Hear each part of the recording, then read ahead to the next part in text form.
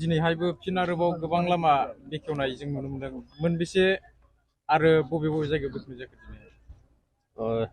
जों बयबो मिथिगौ जे दिनैहाय आसामाव बिकास जात्रा सोलिबाय थादों। दाखालि मार्च दाननि 1 अक्ट'निफ्राय फैगौ 15 अक्ट'नि गेजेराव बे बिकास जात्राया सोलिगोन। बिकास जात्राया बेनो जे 2023-24 मायथाइनि थाखाय आसामाव गोबां बेबायदि स्किमफोर हमनाय जाबाय आरो बे बिकास जात्रायाव जोङो मोनथाम खामानिखौ एखेलेथारै मावबाय थादों आसामाव। डक्टर हिमन्त बिश्व शर्माखौ लाफानानै जोंनि गार्जेन मिनिस्टार आरो जोङो बिधायक हिसाबैबो मावबाय थादों। बे जाहैबाय मोनसेया जाहैबाय लामा मावनो बा न' लुनो थाखाय अन्थाइ खाम्फा गायसननाय। गुबुन मोनसेया जाहैबाय थांनाय फाइनान्सियेल इयारफ्राव लुखांनाय जेफोर आसनिफोर दं बेखौ बेखेवनाय आरो गुबुन मोनसेया जाहैबाय गोदान आसनिनि थाखाय भुमि पुजन। बे हाबाफारिफ्रा सोलिबाय थादों। दिनै जोंहा काजलगांव मिउनिसिपाल बर्डनि सिङाव गासै 7 कौटि रां देग्लाय 23-24 फाइनान्सियेल इयाराव जों मोननो हादोंमोन। बिनिनो जोङो दाखालिनिफ्रायनो काजलगांवआव गासै 14टा लामा जोङो बेखेवबाय थादों। बिनिनो दिनैहाय मोन6 लामाखौ जों दिनै बेखेवदों। गिबिथाराव जोंहा सोमदोन नोगोर बेंटल गेटआव, बिनि उनाव गोजोनपुरियाव, बिनि उनाव जोंहा किसान बाजाराव, आमलायगुरि होननाय गामियाव, बिनि उनाव जोङो नैबे डन बस्क'आव, खुखुरमारियाव, दा दिनै बे नैबेयाव धालिगाव जों बेखेवदों। दा मुख्यमन्त्रि बिथाङा आसामखौ जौगासार आसाम दानो नागिरदों। भारतनि जौगासार रायजोफोरनि मादाव मोनसे खालामनो नागिरदों। बिनिनो बाहागो हिसाबै दिनैहाय गोबां जायगायाव नोङो बे हाबाफारिफ्रा सोलिबाय थादों। मैया मानब गेदेर मुख्यमन्त्रि बिथाङा बङाइगावआव फैनानै गोबां हाबाफारि बिथाङा लालांबाय। अन्थाइ खाम्फा गायसननाय, भुमि पुजन खालामनाय, बेखेवनाय हाबाफारिखौ लालांबाय। जोंनि चिरां जिल्लायावबो चिरां जिल्लानि गार्जेन मिनिस्टार मानगोनां बिथां उरखाव ब्रह्म बिथाङाबो फैनानै चिरां जिल्लायाव गासै 32टा बेबादि लुखांनाय स्किमफोर आरो गोदानै लुफुंनो नागिरनाय स्किमफोरखौ बिथाङा अन्थाइ खाम्फा गायसनफैदों, फिथा हाफैदों। बेयाव स्कुल दङ, कलेज दङ, JJMनि आसनिफोर दङ, लामा दङ, स्कुलाव लुनाय बिल्डिं अलरेडि लुखांनाय दङ WPTनि। दा बे गोबां हाबाफारिखौ लानानै मैया बिथाङा 32टा स्किमखौ बिथाङा लन्च खालामबाय आरो बेजों जों मिजिं खालामदों दिनैहाय सिडली समष्टिनि सिङाव जेफोर लामा दालां बान्दोफोर दङ बियो खोब खम समनि गेजेराव नैबेबायदि रेटआव बेबायदि हालाव जुदि खामानिया जाबाय थायो बेयो थाबैनो जोबस्रांगोन।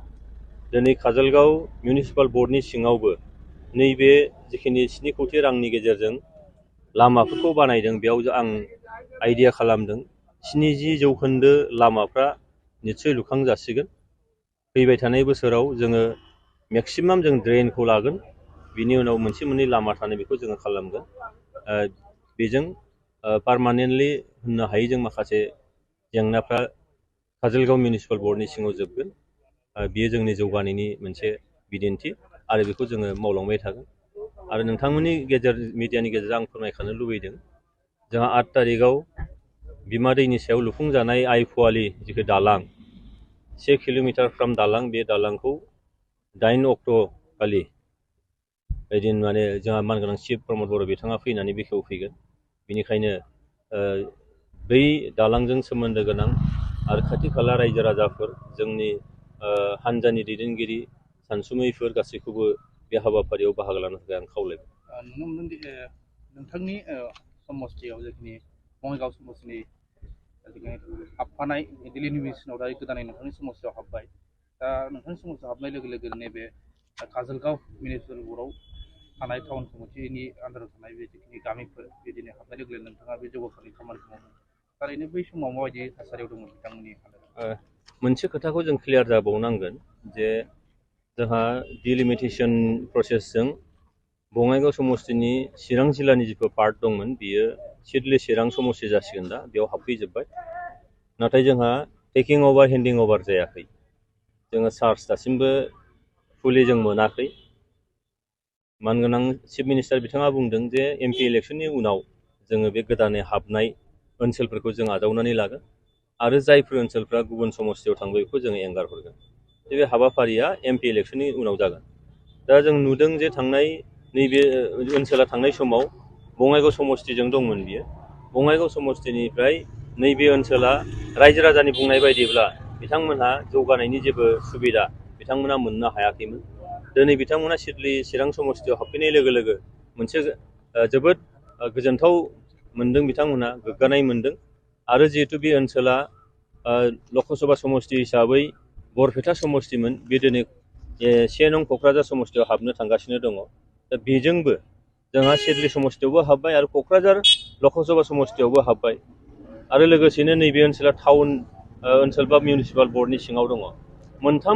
मोनब्रै रोखोमै बिटिआर सरकारनिफ्रायबो आरो बे ओनसोलाव जौगानायनि हाबाफारिया जाबाय थादों। बेनिखायनो मोनब्रै बिथिंनिफ्राय नैबे ओनसोलाव जौगानाया जागोन, जौगालु हाबाफारिफ्रा जागोन आरो बेजों रेपिडलि मोनसे ग्रथ जागोन बा जौगानाय थांगोन होननानै आं फोथायदों।